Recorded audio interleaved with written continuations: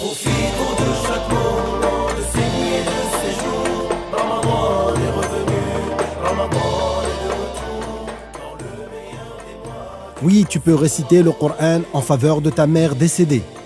Oui, tu peux faire une aumône et offrir les récompenses à ton défunt père.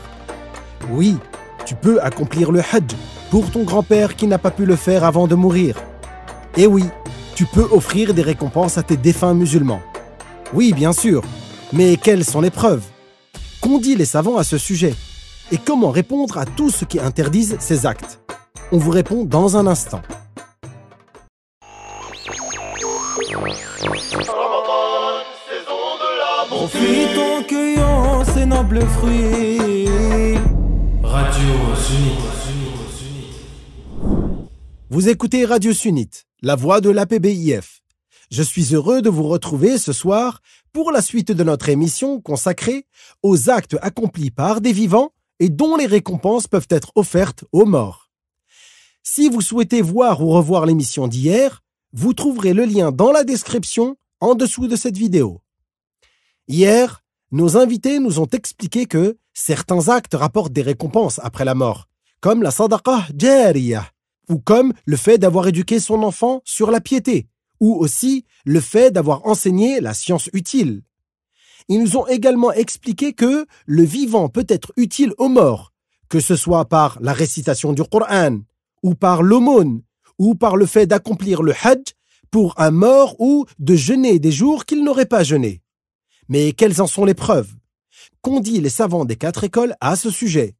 Que répondre à ceux qui interdisent tous ces actes? J'ai le plaisir de recevoir de nouveau le Cheikh Rabi', accompagné du Hajj Ibrahim, pour répondre à toutes ces questions en arabe et en français. Donc, partagez cette vidéo avec vos amis, vos proches, arabophones et francophones, afin de propager ces informations sur notre belle religion. Abonnez-vous si ce n'est pas encore fait, likez et commentez. Cheikh Rabi', Al-Hajj Ibrahim, on vous écoute. السلام عليكم ورحمة الله.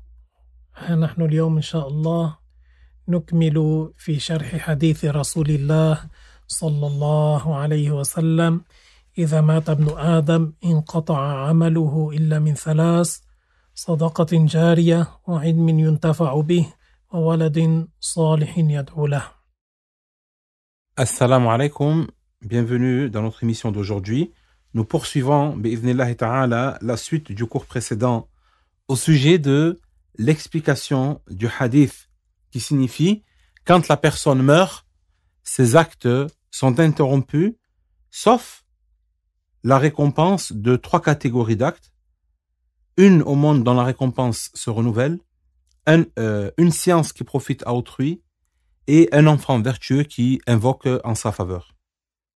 إذن الإنسان ينتفع بعمله الذي عمله في حياته وينتفع بعمل غيره إن وهبه له. Donc, le mort tire profit des actes de bien qu'il avait fait durant son vivant, mais également il tire profit des actes de bien accomplis par autrui en sa faveur. هذا ابن القيم تلميذ ابن تيمية الذين يعظمونه ويقدسونه. ماذا قال في كتابه المسمى الروح الصفحة 175؟ قال: وأما استدلالكم بقوله صلى الله عليه وسلم: إذا مات العبد انقطع عمله، فاستدلال ساقط. هو الذي يعظمونه هو يرد. ماذا يقولون بهذا الكلام؟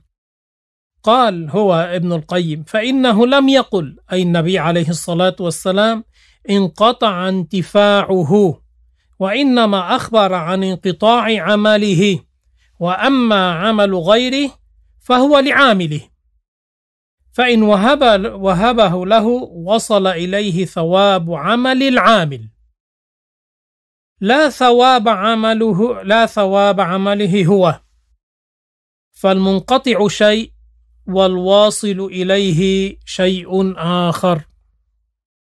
Et ce qui est étonnant de la part de ces gens-là qui interdisent la pratique du tawassul aux musulmans, c'est que une de leurs références l'élève de leur grand chef, Ibn Taymiyyah.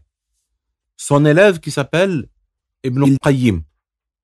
Cet homme-là, Ibn al-Qayyim, dans son livre appelé Ar-Ruh, en page 175, il réplique à ces gens-là.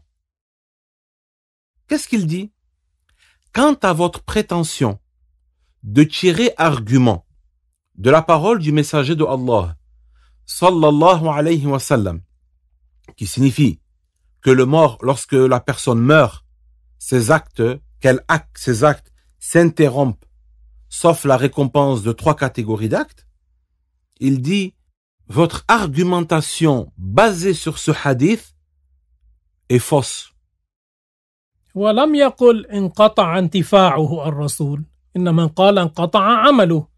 En effet, يقول Ibn al-Qayyim, qu'est-ce qu'il dit? Il dit, le prophète n'a pas dit que il ne tire plus profit, mais il a dit, il ne peut plus accomplir d'actes du fait de sa mort desquels il va tirer profit. Mais il n'a pas, le prophète alayhi salam, n'a pas dans ce propos dit que par sa mort, par la mort de la personne, il ne peut tirer profit de rien du tout. عمل غيره للعامل. Ce que quelqu'un fait, ce que quelqu'un accomplit comme acte, la récompense de cet acte est pour l'auteur de cet acte. فإن وهبه له Donc si l'auteur de cet acte, وصل إليه ثواب عمل العامل. si l'auteur de cet acte, qui a fait un acte de bien, il dédie la récompense à autrui, eh ben la récompense de cet acte parvient à cet autrui-là, à cette personne-là. ماذا يقول هو ابن القيم؟ يقول فالمنقطع شيء والواصل إليه شيء آخر. Donc, qu'est-ce que Ibn Qayyim dit? Ce que la personne accomplit de elle-même, de son vivant, ça s'arrête, c'est fini. Et ce qui peut lui être dédié ne s'arrête pas par sa mort.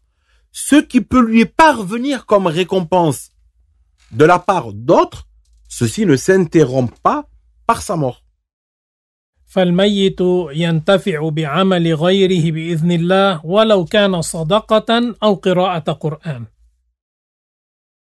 Donc, le mort tire profit de ce que quelqu'un d'autre fait, que ce que cette personne ait accompli, soit une récitation du Coran en faveur de ce mort, ou que ce soit une aumône, une sadaqa, une aumône, qui est fait pour ce mort-là, dont l'objectif est de dédier la récompense à ce mort-là. هم يحرمون نفاة التوسل يحرمون قراءة القرآن على الميت. الآن سأذكر لكم من المذاهب الأربعة جواز قراءة القرآن على الميت. Ces gens-là, ceux qui interdisent la pratique du tawassul aux musulmans, également interdisent la récitation du Coran en faveur des morts. الحافظ النووي في كتابه الأذكار قال ما نصه قال الشافعي والأصحاب يستحب أن يقرأ عنده شيئا من القرآن. Et on va ici vous citer des preuves tirées des 4 écoles de jurisprudence, des 4 madhhab, qui montrent le caractère permis de faire cela. On commence par citer le Hafiz al-Nawawi. لأنهم يقولون حرام قراءة القرآن على الميت بدعة والصدقة عن الميت بدعة. Parce que ces gens-là, qu'est-ce qu'ils disent? La récitation du Coran en faveur du mort est interdite. C'est une mauvaise innovation. Faire une aumône en faveur du défunt, de celui qui vient de décéder, c'est une bid'a, une mauvaise innovation, et c'est haram, c'est interdit. Donc nous, on va répliquer. Le Hafiz al-Nawawi, dans son livre Al-Adhkar, cite Al-Shafi'i a dit. Al-Shafi'i ainsi que les compagnons ont dit. Les compagnons de Al-Shafi'i ont dit. Et s'il récite une partie du Coran auprès de sa tombe, c'est-à-dire la tombe de celui qui est décédé, c'est bien. والإمام البهوتي هذا من علماء الحنابلة قال ولا تكره القراءة على القبر ولا في المقبرة بل تستحب. Et l'imam al-Buhouti, qui fait partie des savants hanbalites, a dit quant à lui, il n'est pas déconseillé de réciter le Coran dans le cimetière en faveur des musulmans auprès de la tombe. Bien plus c'est autorisé, encore plus c'est quelque chose de récompensé. وكذلك الإمام القرطبي المالكي في كتابه التذكرة قال ما نصه. Également, le savant malikite al-Qurtubi, dans son livre At-Tadhkirah, a dit باب ما جاء في قراءة القرآن عند الدفن وبعده وأنه يصل ثواب ما يقرأه ويدعو ويستغفر له ويتصدق عليه. Dans son livre At-Tadhkirah, al-Qurtubi a dit chapitre. Comment il appelle le chapitre? Chapitre du caractère permis de la récitation en faveur du défunt, du mort, au moment de l'enterrement, après, et que la récompense qui lui est dédiée lui parvient, et qu'il est permis et récompensé de faire une aumône en sa faveur. وعند الحنفية ذكرنا الشافعية والحنابلة والمالكية، ومن العلماء السادة الحنفية الزيلعي الحنفي في كتاب تبيين الحقائق قال ما نصه. Donc on a cité des références des savants shafi'ites, hanbalites, malikites, et également chez nos maîtres les hanafites, الإمام الزيلعي il y a l'imam al-Zayla'i. في كتابه تبيين الحقائق قال Dans son livre Tabyin al-Haqa'iq, qu'est-ce qu'il dit? باب الحج عن الغير. Chapitre accomplir le pèlerinage pour autrui. الأصل في هذا الباب أن الإنسان له أن يجعل ثواب عمله لغيره عند أهل السنة والجماعة. Qu'est-ce qu'il dit en introduction de ce chapitre? Il dit, premièrement, dans le sens, la personne qui accomplit un acte de bien a la possibilité de dédier la récompense de cet acte à un défunt. C'est cela ce qui est considéré auprès des gens de Ahlus Sunnah wal Jama'a. حتى أعطى أمثلة قال صلاة كان أو صوما أو حجا أو صدقة أو تلاوة قرآن أو الأذكار إلى غير ذلك من جميع أنواع البر ويصل ذلك إلى الميت وينفعه. Et il donne des exemples à cela. Il dit, de manière non exhaustive, telles que la prière, le jeûne, une aumône, une sadaqa, mais également tout acte de bien qui est accompli dans cet objectif-là. Et qu'est-ce qu'il dit? La récompense parvient au défunt et il en tire profit. سبحان الله عجيب، هؤلاء يتخبطون دينهم أخذوه من ابن تيمية. ابن تيمية في كتابه الفتاوى قال من قرأ القرآن محتسبا وأهداه للميت نفعه ذلك، وقال يصل إلى الميت قراءة أهله وتسبيحهم وتكبيرهم وسائر ذكرهم إذا أهدوه إلى الميت وصل إليه.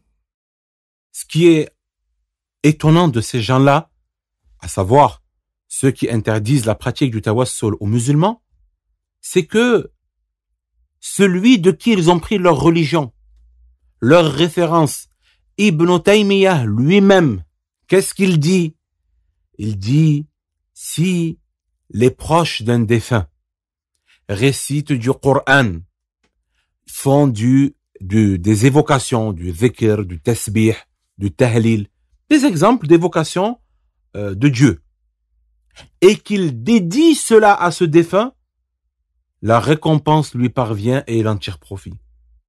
ذكره في كتابه الفتاوى هو وافق أهل السنة في ذلك. Il a mentionné cela, Ibn Taymiyyah, dans son livre Al-Fatawa. Et sur cette question-là, sur ce point-là, Ibn Taymiyyah a été en accord avec Ahlus Sunnah wal Jama'a.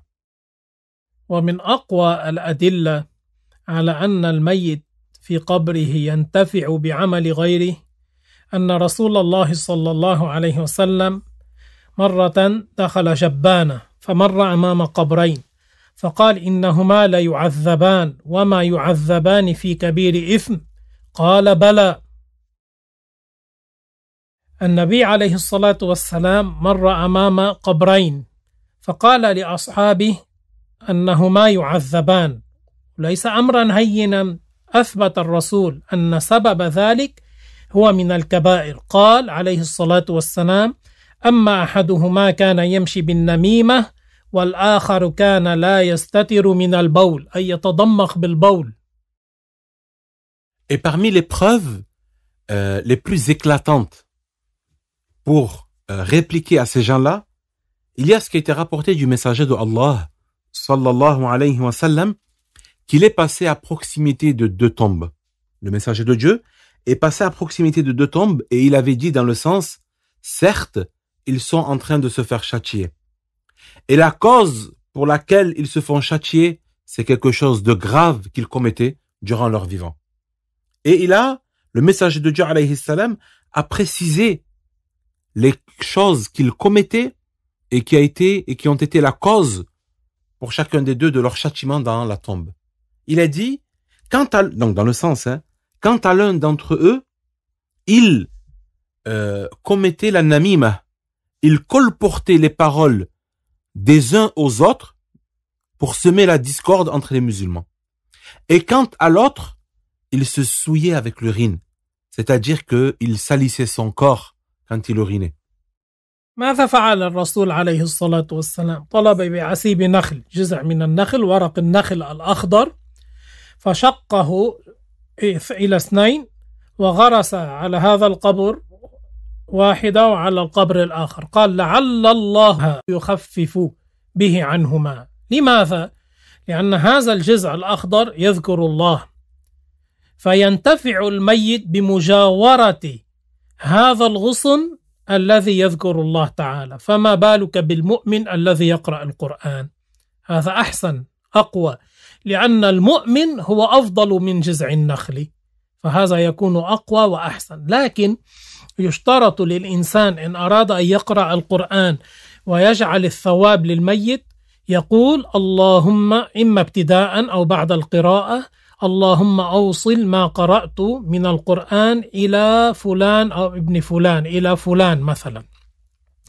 أما ما يتعلق بالصدقة العلماء قالوا لا يشترط أن يقول هذا، إنما تكفي النية. يعني لو واحد عمل صدقة ودعا الفقراء، دعا إليها الفقراء وهو أراد أن يتصدق عن والده، تكفي النية في القلب. أما لقراءة القرآن إن أراد أن يقرأ القرآن ويجعل الثواب لوالده الميت، هنا لابد أن يقول اللهم أوصل ثواب ما قرأت من القرآن إلى والدي. Qu'est-ce que le prophète alayhi salam a fait? Il a pris une branche de palmier qui était verte encore, une feuille de palmier verte, et il a coupé en deux, alayhi salam, et il a planté cela dans chacune des deux tombes. Et qu'est-ce qu'il a dit? Il a dit, alayhi salatu wassalam, ce qui signifie, j'espère que par l'invocation que ces feuilles-là font, il leur soit pardonné, il leur soit diminué de leur châtiment. Qu'est-ce que le prophète, alayhi salam, il a dit? Dans le sens que j'espère de la part de Allah que grâce à l'évocation que ces feuilles qui sont encore vertes font, il leur soit diminué de leur châtiment. Donc, si cette feuille qui est verte encore, cette plante-là qui est verte, qu'est-ce qu'elle fait? Elle fait le tasbih de Allah. Si le mort, il tire profit du tasbih d'une plante verte, à plus forte raison qui lui est, donc qu'on a planté sur la tombe, ou qui est à proximité de la tombe. S'il tire profit de cela, à plus forte raison, le croyant, le défunt musulman, tire profit de la récitation d'un musulman en sa faveur. Parce que ce musulman-là, vivant, il est meilleur que cette branche d'arbre verte. Il est meilleur que cela. Et ici, on fait une remarque. Quand quelqu'un il veut rester du Coran et dédier la récompense à un mort, qu'est-ce qu'il doit faire pour que cette récompense lui parvienne? Alors il dit, soit avant, soit après avoir récité, « Oh Allah, je dédie la récompense de ma récitation à un tel fils de un tel. » هذا شرط لابد أن يقوله بلسانه. Et ça, c'est une condition qu'ils le disent avec sa langue. C'est une condition qu'ils le disent. Par contre, si ce qu'il veut dédier à un aumône, c'est une sadaqa. Si ce qu'il veut dédier comme récompense, c'est une sadaqa, une aumône. Par exemple, il organise un repas chez lui, dans lequel il invite les nécessiteux, les pauvres, ou une aumône, une sadaqa, ou bien il va verser de l'argent, donner de l'argent par exemple à un pauvre ou à une mosquée, pour son père ou pour un défunt par exemple. Ici, il n'est pas une condition de dire « Oh Allah, je dédie la récompense de mon acte à un tel ». Par exemple, ici, l'intention seule par le cœur est suffisante. Quand il donne cet argent à ce pauvre, par exemple, son intention, c'est quoi? De donner cet argent comme aumône dans l'objectif que cette récompense de cette aumône parvienne à son père. Cette intention-là, à elle seule, est suffisante. Il n'a pas besoin d'une formulation orale. السيدة رابعة العدوية رضي الله عنها العابدة الزاهدة كان إنسان يقرأ لها القرآن ويهبها الثواب، فمرة رآها في المنام في الرؤيا قالت له هداياك تصلنا على طبق من نور. Notre-Dame, Rabi'a al-Adawiyya, il y avait un homme, là on parle après son décès, il y avait un homme qui récitait du Coran et qui lui dédiait la récompense. Il récite du Coran, il lui dédiait la récompense. Il récite du Coran, il lui dédiait la récompense. Un jour, il l'a vu en rêve. Il a vu la dame Rabi'a al-Adawiyya, cette femme ascète, pleine de science, une grande sainte, vertueuse. Il l'a vu en rêve. Qu'est-ce qu'elle lui a dit? Elle lui a dit, tes cadeaux. Qu'est-ce qu'elle lui a dit? Tes cadeaux. Ils nous parviennent sur des plateaux. النبي عليه الصلاة والسلام قال اقرأوا ياسين على موتاكم رواه ابن حبان. هو علمنا النبي عليه الصلاة والسلام قراءة القرآن على الميت. Le messager de Dieu alayhi salam, il a dit ce qui signifie réciter Yasin en faveur de vos morts. Donc, réciter le Coran pour les morts, c'est qui nous l'a enseigné? C'est le messager de Allah, sallallahu alayhi wa sallam. C'est lui qui a enseigné cela à sa communauté. ثم إن النبي عليه الصلاة والسلام هو من علمنا زيارة القبور والدعاء لهم. الذي ورد أن عائشة رضي الله تعالى عنها وعن أبيها قالت ما كانت تمر علي ليلة لما يأتي دورها كان كل 10 أيام مرة. قالت ما كانت تمر علي ليلة إلا ورسول الله صلى الله عليه وسلم يخرج إلى المقابر. كان الرسول إذا دخل المقبرة ماذا يقول؟ السلام عليكم يا أهل القبور يغفر الله لنا ولكم أنتم سلفنا ونحن بالأثر. هو علمنا عليه الصلاة والسلام أن نستغفر لهم وأن نزورهم. C'est le messager de Allah, sallallahu alayhi wa sallam, qui nous a enseigné d'aller visiter les cimetières et d'aller invoquer en faveur des morts musulmans. Ça, c'est l'enseignement du prophète, alayhi salam. La dame Aïcha, radiyallahu anha, la dame Aïcha, que Dieu l'agrée, elle disait, il ne s'est pas passé une nuit quand c'était mon tour. Et vous savez que la dame Aïcha, son tour, sa nuitée, la nuit dans laquelle le prophète, alayhi salam, que le prophète venait passer avec elle, tous les 10 jours, le messager de Dieu venait chez elle. Qu'est-ce qu'il a dit le prophète alayhi salam? Qu'est-ce qu'elle a dit la dame Aïcha radiyallahu anha? Elle a dit, il n'y a pas une nuitée quand c'était mon tour qui venait sans que le messager alayhi salam ne sorte de nuit au cimetière pour invoquer en faveur des morts. Et le prophète alayhi salam, qu'est-ce qu'il nous a appris à dire quand on rentre dans un cimetière? Il disait alayhi salam ce qui signifie Assalamu alaykum. Donc la signification globale, c'est que la paix soit sur vous, Ô vous les habitants de ce cimetière, vous êtes les prédécesseurs et nous sommes sur vos traces. يغفر الله لنا ولكم علمنا الرسول الدعاء لهم. Et qu'est-ce que le prophète disait alayhi salam?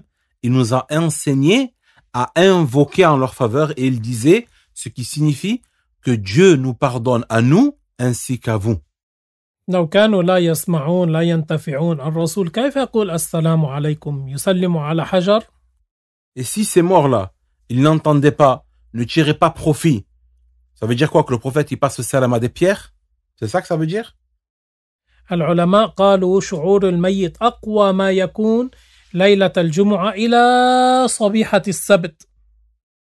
Les savants ont dit que le mort, là où il ressent le plus la présence de ceux qui viennent le visiter, c'est depuis la nuit du vendredi, la nuit qui précède la journée du vendredi. Donc, nous, on dit communément le jeudi soir. Donc, la nuit qui précède le vendredi, jusqu'au samedi matin.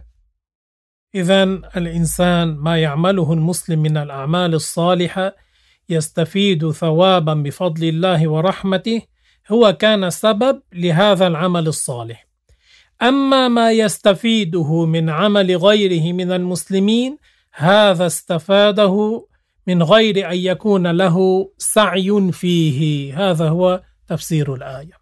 Donc, la personne, le mort, il tire profit de la récompense des actes qu'il avait accomplis durant son vivant. Et également, donc ça, ce sont des actes qui se sont produits de sa part, dont lui a été l'auteur. Mais également, il tire profit de la récompense des actes dont lui n'a pas été l'auteur, qu'autrui en a été l'auteur, mais que celui-ci lui a dédié la récompense. Et c'est cela la signification de la ayah وَأَن لَيْسَ لِلْإِنسَانِ إِلَّا مَا سَعَى. أختم الدرس بقصة. لا تلتفتوا إلى الذين يحرمون على المسلمين قراءة القرآن على الأموات. رجل كان له ولد وكان هذا الولد لا يذهب يزور والده في المقبرة، فرآه مرة في المنام في الرؤيا جاءه فقال له يا ولدي لما لا تأتي تزورني؟ الذي هو مدفون بجواري، جاره مدفون بجواره. قال له ولد كل يوم يأتي يقرأ الفاتحة لي ويقرأ لوالده، يقرأ لوالده ويقرأ لي الفاتحة، لما لا تزورني؟ Ne faites pas attention, n'accordez pas d'importance à ceux qui interdisent aux musulmans de réciter le Coran en faveur des morts. Ne les écoutez pas. Regardez cette histoire. Écoutez avec moi cette histoire de cet homme-là qui avait un fils. Et cet homme, quand il est décédé, son fils ne le visitait pas, n'allait pas au cimetière pour visiter son père. Un jour, cet homme, ce fils-là, il a rêvé de son père. Son père, dans le rêve, lui a dit « Ô fils, pourquoi ne viens-tu pas me visiter? Le fils de mon voisin, c'est-à-dire celui qui est enterré à côté de moi, le fils de mon voisin, tous les jours, il vient visiter son père. Et il récite la Fatiha en dédiant la récompense à son père, mais également il récite la Fatiha et il dédie une récompense en ma faveur. Pourquoi toi tu ne viens pas me visiter?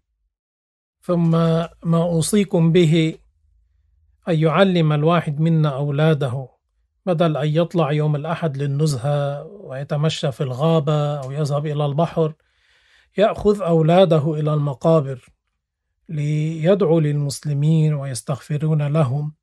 عادت بلاد شيخنا رضي الله عنه أنهم كانوا يذهبون يوم الجمعة بعد الصلاة إلى المقابر يدعون للمسلمين هناك. لا سيما الآن أنتم في شهر رمضان ويوم العيد، زيارة المقابر من له أب مدفون أو كان في مكان بعيد أن يعلم أولاده ويعمل لهم صدقة ويقرأ لهم القرآن، لأن العلماء يقولون عادات السادات هي سادات العادات. Et en conclusion du cours, donc Cheikh Rabi' il nous recommande d'aller visiter les cimetières avec nos enfants. يعني أنا أوصيكم بما أوصى به شيخنا رضي الله عنه وأرضاه. ونفعنا الله به وبذكره وبعلومه وجزاه الله عنا وعن المسلمين خيرا. Il nous fait cette recommandation qui est la recommandation de notre cheikh, le cheikh Abdullah radiyallahu anhu, qu'Allah Ta'ala le rétribue en bien pour ce qu'il a fait pour la communauté et qu'il le rétribue en bien pour ce qu'il a fait pour les musulmans. C'était quoi sa recommandation? C'était que, au lieu d'aller tous les dimanches à la montagne, à la forêt, à la mer, de prendre ses enfants et d'aller au cimetière pour aller visiter les défunts, les morts, d'aller réciter le Coran en leur faveur, de prendre nos enfants et de leur montrer cela, de les habituer à cela, d'aller visiter leurs proches, de réciter le Coran en leur faveur. حتى يتذكروك لما تكون في القبر. Comme ça, la personne, parce que l'enfant que tu auras éduqué ainsi, quand tu vas mourir, ben cet enfant-là, il viendra te visiter. Il se rappellera de toi et de ce que tu lui as enseigné et il viendra et invoquera Dieu en ta faveur. ونسأل الله تعالى أن يحسن لنا الختام وأن يتقبل منا ومنكم الطاعات. كل عام وأنتم بخير ورمضان مبارك علينا وعليكم. Et donc, en conclusion, le Cheikh Rabi' a invoqué Allah Ta'ala afin qu'il nous accorde une fin sur la foi complète et que Allah Ta'ala agrée nos actes, nos jeûnes et nos prières et que Allah Ta'ala agrée vos actes d'adoration et que chaque année vous soyez dans le bien. Bi'idhnillah. Assalamu alaikum. Cheikh Rabi' Al-Hajj Ibrahim, merci pour toutes ces preuves. Après cela, il est clair que le vivant peut être utile aux morts et que la récitation du Coran, l'aumône ou le fait d'accomplir le Hajj pour un mort ou de jeûner les jours qu'il n'aurait pas jeûné sont des choses que les savants des 4 écoles ont autorisé et même recommandé de faire. Chers auditeurs, merci de nous avoir suivis ce soir encore. Pensez à liker, partager et commenter la vidéo et abonnez-vous si ce n'est pas encore fait. Pour conclure, je vous laisse méditer sur cette parole du messager de Dieu sallallahu alayhi wa sallam. خصلتان ما إن تجمل الخلائق بمثلهما حسن الخلق وطول الصمت, qui signifie 2 qualités sont grandement récompensées, l'excellence de comportement et le long silence. تقبل الله طاعاتكم والسلام عليكم ورحمة الله وبركاته. Profitons de chaque moment.